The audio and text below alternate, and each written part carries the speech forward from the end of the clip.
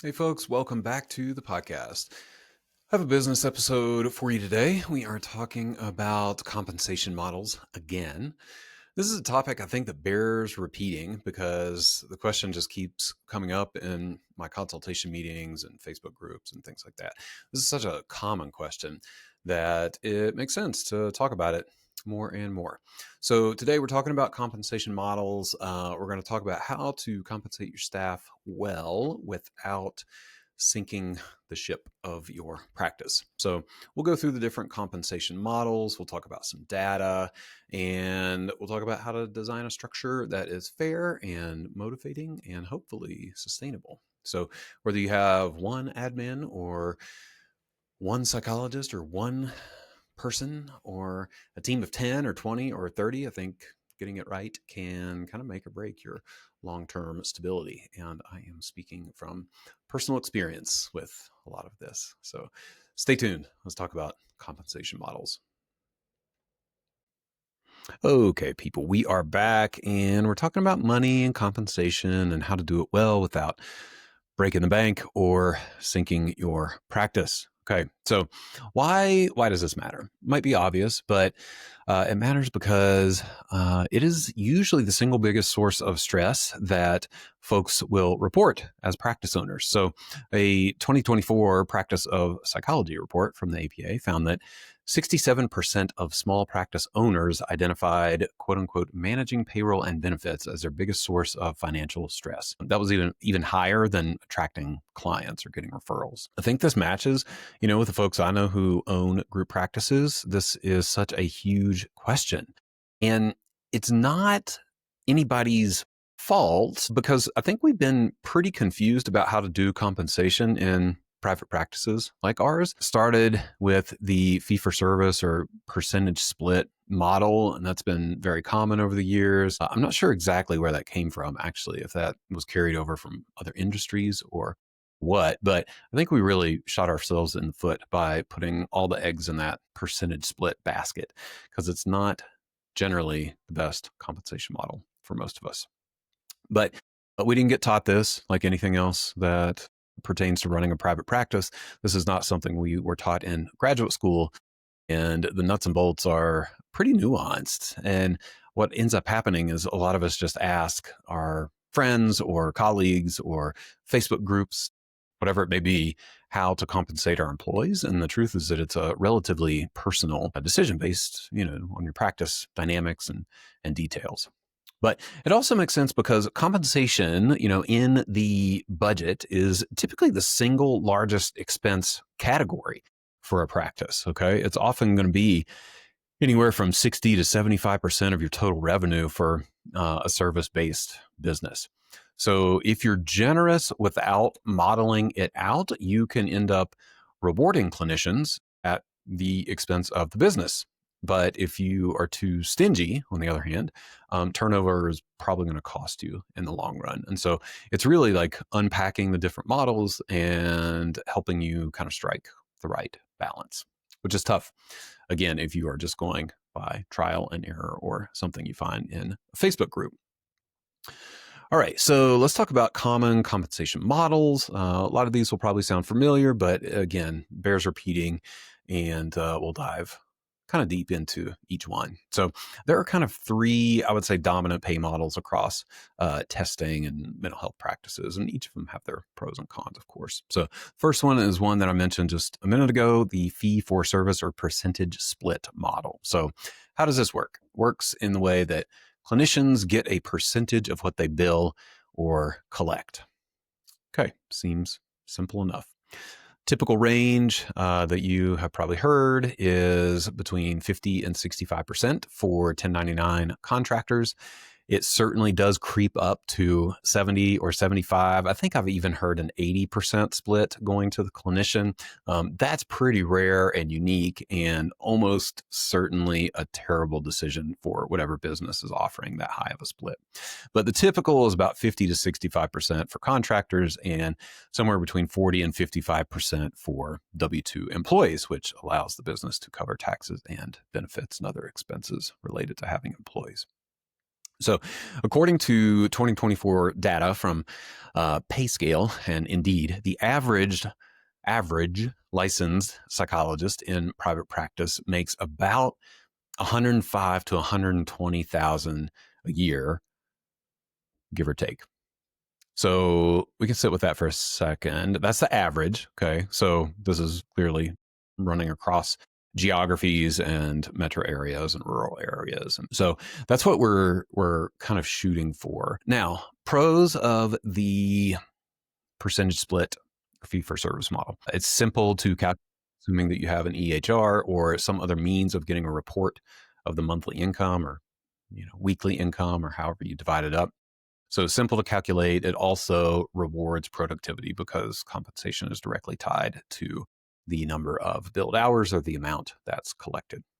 The downsides to that are volatile income. So if referrals fluctuate or if hours fluctuate, then compensation is also going to fluctuate. It's hard to offer paid time off because you're just based on the amount that is being collected or billed. And it can also certainly incentivize quantity over quality. So this model works best, I think, when clinicians are pretty independent, maybe part-time, and prefer autonomy over stability. And that, again, tends to work well for part-time folks. Now, I know, right, with any of these models, there are going to be exceptions. And I know there are folks out there that are like, we have a 100-person practice and we use the percentage split model and it's great. And that's awesome, right? I'm just talking in generalities and based on the data, what most practices will use. So the second model is kind of a base salary plus production bonus. So how does that work? Clinicians will get a guaranteed base salary, quote unquote, with performance incentives tied to billable hours or revenue. Okay, so an example here would be like a clinician gets an $80,000 a year base salary plus a 10% bonus for exceeding a certain utilization number or billing a certain number of hours. So some data from 2024 says that this kind of hybrid compensation structure did help to reduce turnover by about 22% compared to pure fee-for-service payment systems. So if you're trying to reduce turnover, this may be something to consider. Pros for this compensation model include predictable payroll, loyalty, and presumably less financial stress for the staff.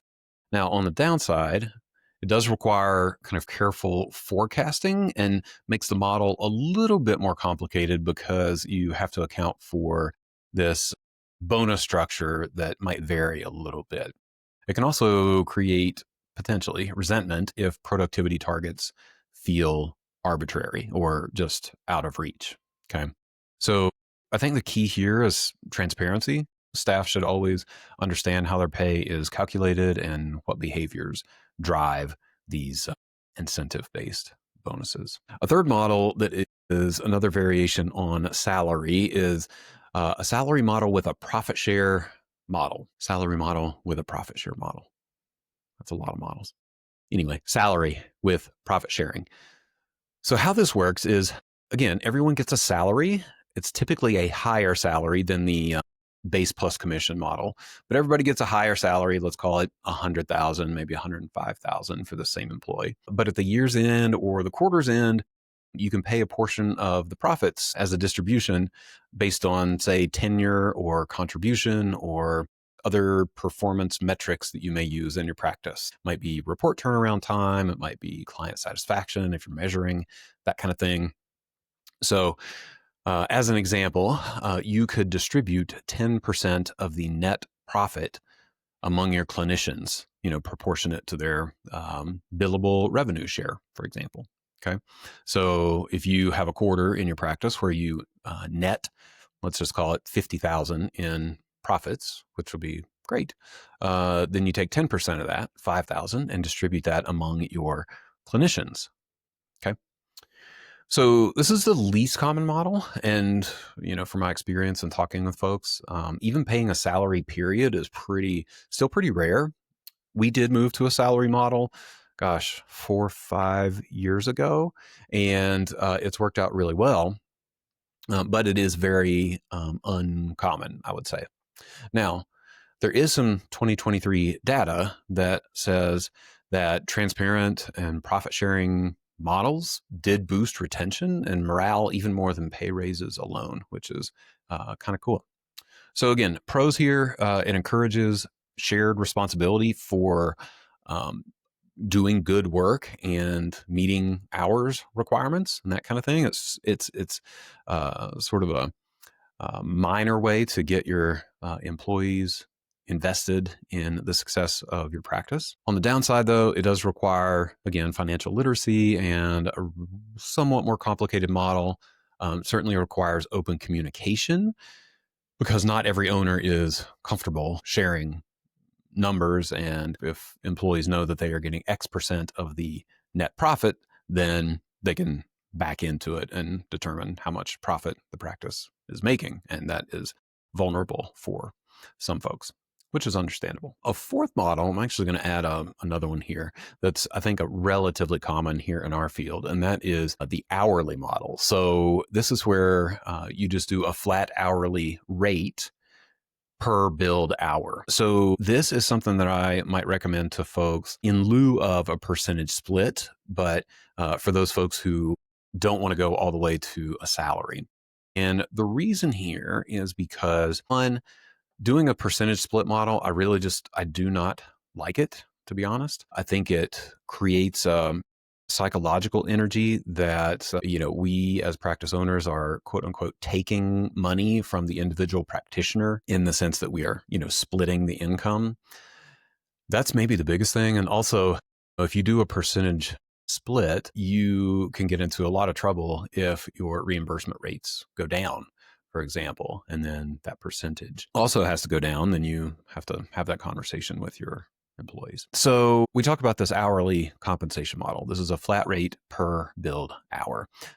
So let's just say you pay your employees dollars per billed hour, and it's predictable. For the pros, it's predictable, makes payroll easier, makes the modeling easier. I think it's also more predictable for employees. It is easy to calculate, and that's always a plus. On the downside, you can, again, kind of the other side of the coin I just mentioned, you can also get in trouble if your hourly rate is too high and your reimbursement rates end up fluctuating. Then you will have to adjust your hourly rate as well. The other thing is that it maybe lends itself to a little bit more of a temporary or part-time arrangement, someone being paid by the hour versus a salary model that feels more like a full-time position. But I think it does work well for part-time folks as well. All right, so lots of different models, but I want to transition and talk about the forecasting component, because this is the part that I think most of us skip. I skipped it for probably the first, 8, maybe 10 years of my practice, and it did not go well. So we tend to hire first and hope for the best and figure out the numbers later. Okay. But we can build a simple model that will help you with this. So imagine that you have a psychologist who can bill, who can do 20 evals a month. All right. So that's kind of a lot depending on how many hours you spend, but let's just call it 20 evals per month. Each one will net you about $2,000. Okay. So that's 40,000 gross revenue potential from those evals. All right. So when you take 30% for that, it leaves about, what is that? 30% of 40,000. So that leaves about 28,000 available for clinician compensation and profit.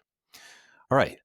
So if you pay that clinician about 120,000 annually, this is 10,000 a month, your profit margin is pretty solid, assuming that they maintain that workload, right? If referrals dip and they only hit, 60% of their capacity, then you are probably losing money. So that's why sustainable pay, I think, is it's about more than generosity. It is about math and forecasting, because a lot of us forget that a sustainable business is the best business for everyone. If your compensation model is not sustainable, then you're eventually either going to go out of business or get into a lot of financial trouble or end up having to do more work yourself to cover the expenses and the salaries.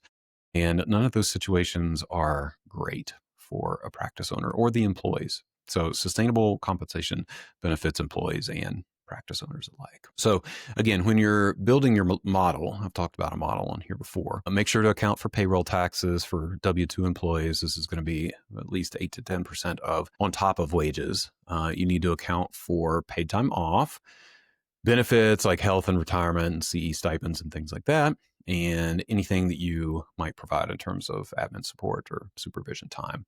So if you don't include all those things, which is tempting, you're underestimating the true cost of employment, likely by anywhere from 15 to 20%, which will go away real quick when you actually have to pay that money. Another component I want to talk about that does not get talked about a lot, but there's some interesting data here, is aligning your compensation with your practice values. Okay, so numbers are important, of course, but the culture matters just as much and sometimes more. So something that I found is that, compensation communicates what you value.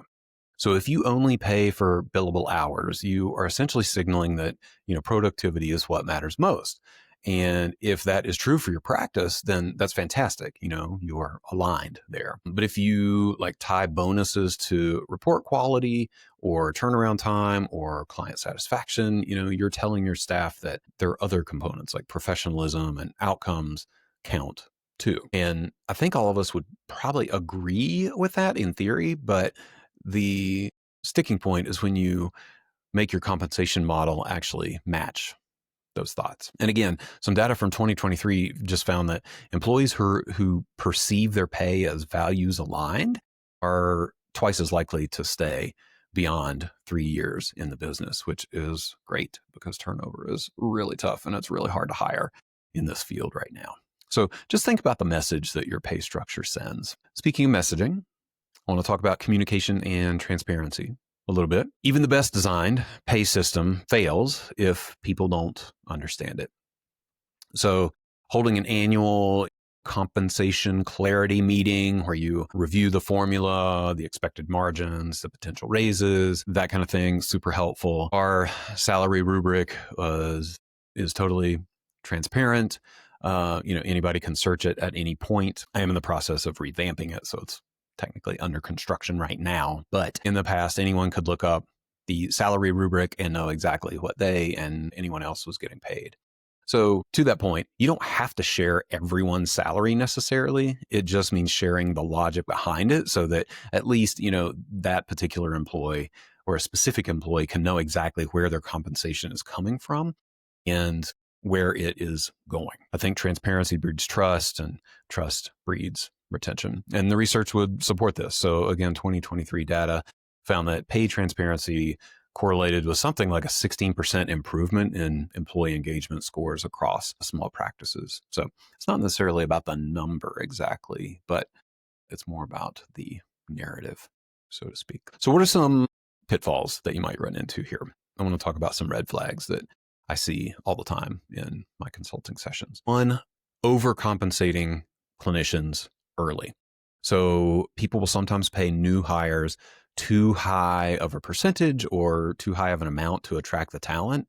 And then when they try to normalize the rates later, it either breeds resentment or financial difficulty. It's better to start lower with clear raise structure than starting high. And I know it's a tough job market. I know that. But as long as you are competitive, that's all that we can ask for. The second thing is ignoring utilization rates. What does this even mean? So utilization rates is just a fancy way of saying billed hours and capacity. So if you're not tracking people's billed hours, you can't tell whether your payroll is sustainable or not. There are some things that would suggest that a healthy utilization rate is about 80% of available time. I would argue with that, doing testing, that would suggest that somehow 20% of appointments are going, it's okay for them to go missing or not be filled. I totally disagree with that. I think people's schedules should be 95 to 98, if not 100% full. And that's a whole other episode talking about how to manage caseloads and how, make sure your admin team or whomever is scheduling appointments is on point and making that happen. But yeah, utilization should be really high. Third problem is just having no boundaries around admin time. Often we underestimate how much non-billable time that we spend. So if you promise a full salary but don't control for like inefficiency in report writing, for example, then your costs can just balloon as people bill more and more time for report writing. So I think it's worth it to put some caps on that in most practices. And then a last mistake I'll mention is just avoiding any talk of compensation. Sometimes practice owners can approach this like a fix it and forget it kind of situation. And that's not good, right?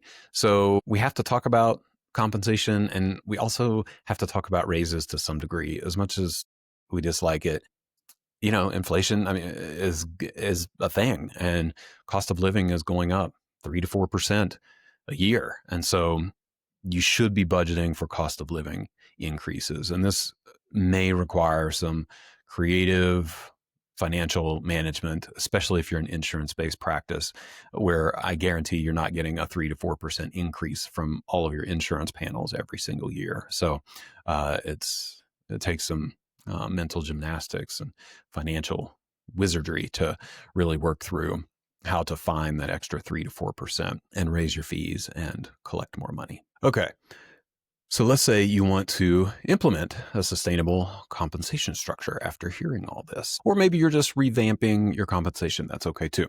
Here is a step-by-step little plan that might work for you.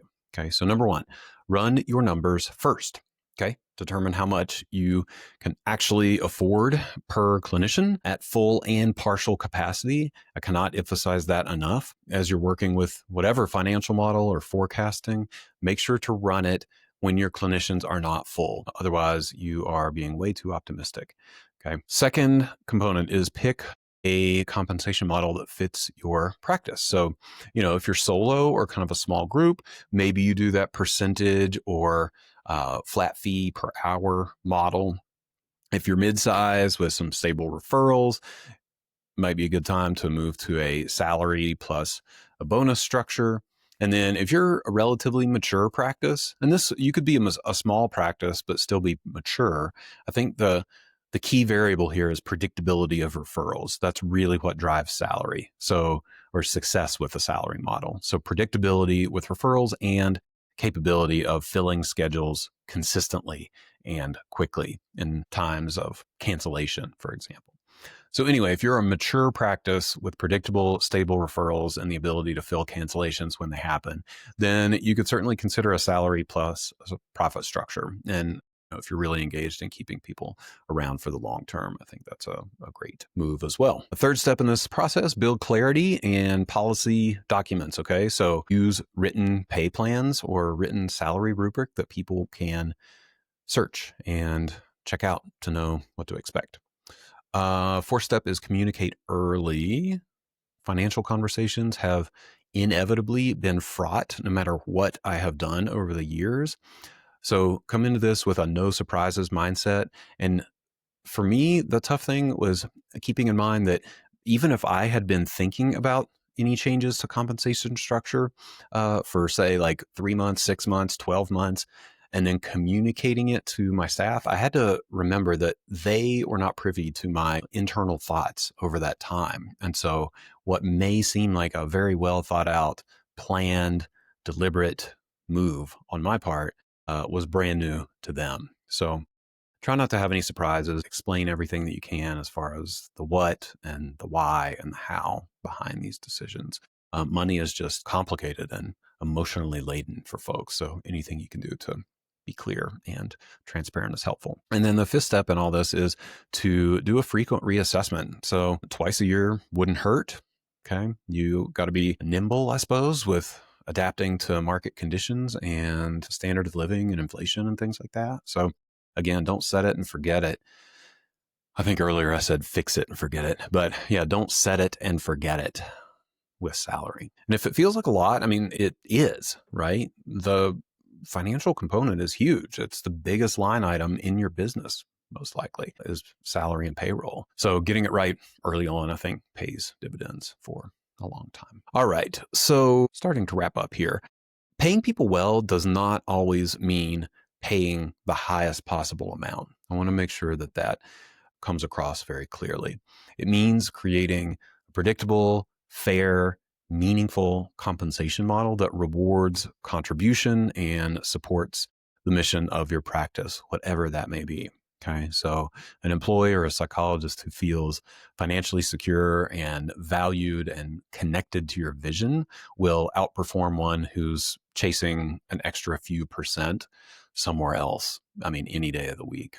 So, and remember, this is a whole other episode we could talk about, but the as the owner, your own salary matters too. Okay. You should be getting paid a salary to run the practice, not just for the clinical work that you do. Okay. You should be getting paid for the administrative time and the leadership time that you spend running the practice. You're not being greedy by paying yourself first or making that a priority. You are, again, modeling sustainability. So there you have it. Some nuts and bolts around paying people well without sinking the ship that is your practice. Think of compensation, I think, as both math and psychology. The math keeps your business healthy, and the psychology part keeps your people engaged. So until next time, stay focused and curious and do a lot of math and keep building a practice that fits your life.